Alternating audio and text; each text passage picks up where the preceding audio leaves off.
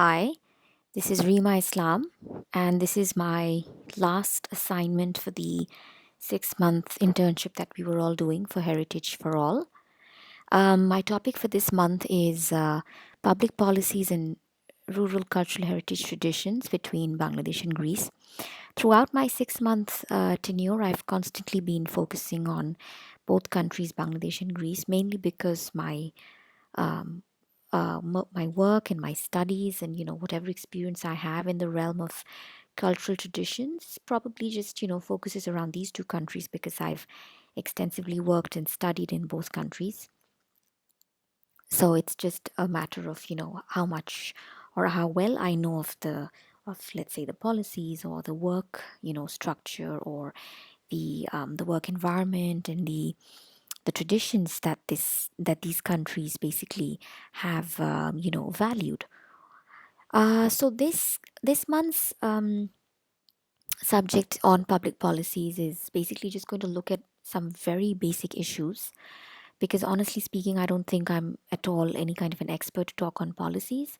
Yet without policies, you really can't understand the actual fabric of say any country's you know let's say cultural policy, but more or less their how they actually view the subject of culture or cultural heritage, unless you don't read their policies and you don't try and understand them.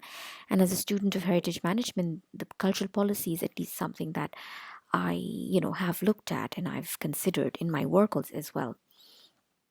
So we'll start with Bangladesh and cultural policies, cultural heritage policies. So we don't have anything that's called a cultural heritage policy as such. Of course, we have something that's just called a cultural policy of Bangladesh. We have a Ministry of Culture, and unlike many other countries, it is just a Ministry of Culture, not a Ministry of Culture and Sports, for instance, as it is for Greece. But the Ministry of Culture in Bangladesh is pretty much like if you go online and you try and look for some policies or something, there's like, at least like one PDF that you can find which you can easily look through. Even if you go to the government websites and everything, most of these websites don't really work. So that's really helpful for a researcher, or there are really no papers that are available as such. What most of what you get is what UNESCO or the UN team has put up online. So in terms of cultural policy, they have certain a preamble, of course, which is like to protect and promote all cultural expressions in Bangladesh, regardless of caste, class, religion, origin, blah blah blah. Um, the integration of cultural activities in economic development. Now, this is a very important line that they've said here, which is quite interesting because yes, the moment you start monetizing or the moment you start economically valuing something, it automatically, its value, of course, you add value to it, but it automatically, its status is risen, Um, and there's a lot of talk about, protecting ethnic groups because we have quite a few of those in this picture here depicts the Munda community, which is a large community in India, but we have like a small segment of them in Bangladesh as well. The second part of this whole the other thing that I'd like to mention is that other than the normal the local the government cultural policy, we also have a lot of cross-cutting policies which have mentioned cultural aspects of cultural or the cultural policy in many ways. And one of them is the rural development policy, which talks about how in it talks about culture and heritage. In fact, is the word heritage that's used here. And the rich indigenous local culture, of course, is brought up because we're talking about rural development. But then they actually go into details, further details of fairy tales and myths and folklore and songs. So they've given it a bit of thought, they've given it a bit of time to actually like develop this this the text. And it's because now it's since it's down in writing, so then it's actually a great framework for them to take forward. So you have the cultural policy and then you have like rural development policy, which both talk about sort of cultural issues. But then you also have other organizations that the government of Bangladesh works with. One of them is the Shilpakala Academy, and these are the academies that the government has formed in order to help them with all the cultural activities, all the various cultural activities. And some of these activities include like Shilpakala has a venue, so it offers venues. It collaborates with other organizations. It collaborates with the UNESCO. So one of the things which was, of course, of immense interest for me, of course, because I've extensively, not extensively, I've researched for the past 2 years the concept of intangible cultural heritage for UNESCO, and so Shilpakala Academy in Bangladesh basically conducts the series of workshops required uh, to so here's the name: organized a series of workshops on implementing UNESCO 2003 ICH convention. And then it also, so it collaborates with the Ministry of Culture to undertake all these workshops. And then the other organization is SARC, which is the South Asian Association for Regional Cooperation.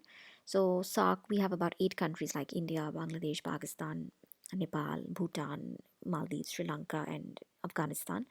So we regionally, cooperate on a lot of issues, especially a lot of cultural issues with these countries. So then you have Shilpakala Academy, you have the SARC Association that basically collaborates with the ministry to, sort of like organize a lot of events, a lot of workshops, a lot of happenings. And so, of course, I think that, I honestly, there's no clear cut way of how they've reached this stage, but most of these steps have probably helped the government reach a stage where UNESCO has inscribed 4 elements from Bangladesh, the intangible cultural heritage. The first one is, this picture here, clockwise. So it's the Shubho Mongol Jatra. It's on the first day of the new year, of the Bengali New Year, which is 14th of April. We have a huge procession that comes out in all over the country, and the main one is in the main capital area, Dhaka, at the university campus. So these massive masks are being painted for that. The second is Jamdani weaving, which is a very old form of sari. It's a very old form of weaving, and so this on this particular picture, they're weaving a sari. The third picture is Shitol Pati. It's a mat, so it's made out of a particular reed, particular plant, which is found in the east part of the country mostly. And the last picture is Baul. These are the Baul songs. This is a form of Sufi inspired way of singing. They mostly sing about devotional songs, basically. So these are the 4 elements that UNESCO inscribed. And you could say that these are you could, like, a very layman's view of it could be that these are a culmination of some of the policies and some of the language that we've seen above, which talked about heritage and promoting things like fairy tales and myths and all that. And this picture here I've used again is from the same picture from it's actually been taken from the website of the Rural Development Policy, about the Baul songs. And again, other cross-cutting issues that I was talking about. So this is just a small look at how a policy which might not seem very streamlined nonetheless gets the work done. And then we move along to Greece, and I'm going to be very brief about this because I've talked a lot about Greece in my previous presentations. Greece, of course, has a much more streamlined, cultural policy. Even though their ministry is called the Ministry of Sport and Ministry of Culture and Sports, but so what happens here is that they have a couple of directorates. So they have a directorate of contemporary culture, then they have modern creation department and synergies and antiquities and cultural heritage. So, and then they actually have a directorate of intangible cultural heritage. So they have all these sections, which help them to organize things in a better way. And so obviously Greece has a number of elements inscribed. But the other thing that really worked for Greece, I would believe, which is probably something that I'm sure it's also happened in Bangladesh, but like I said, this information is not very streamlined, is not very readily available online. And you get bits and snippets in articles and stuff, no proper, not even a lot of academic papers that you can use as a base study, for in case of Bangladesh, I mean, unfortunately. So it's definitely an area that needs to be further researched. But in case of Greece, like I said, I've used this information in quite a few papers before.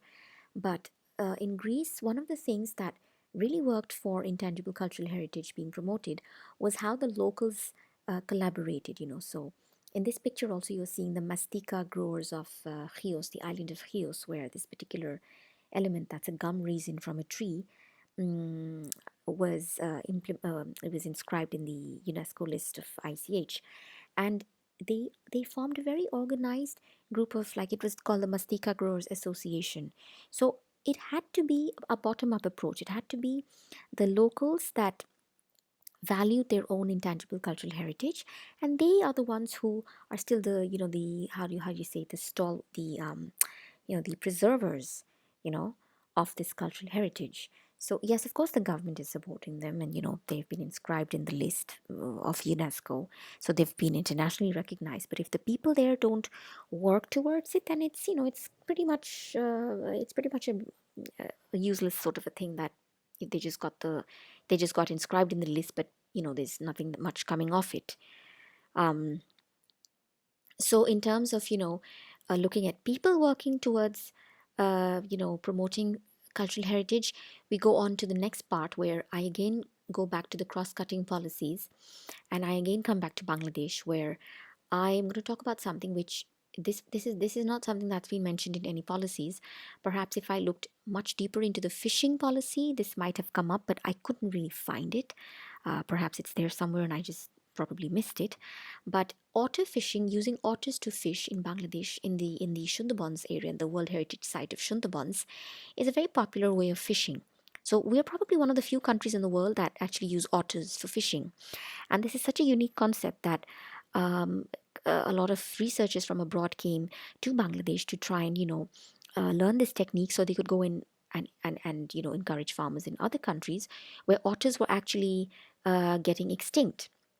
So in order to help them understand an otter's value, obviously when you economize something, it automatically gets preserved, unfortunately. So otters here were the main players, and their contribution towards fishing in the region is very highly valued even by the locals.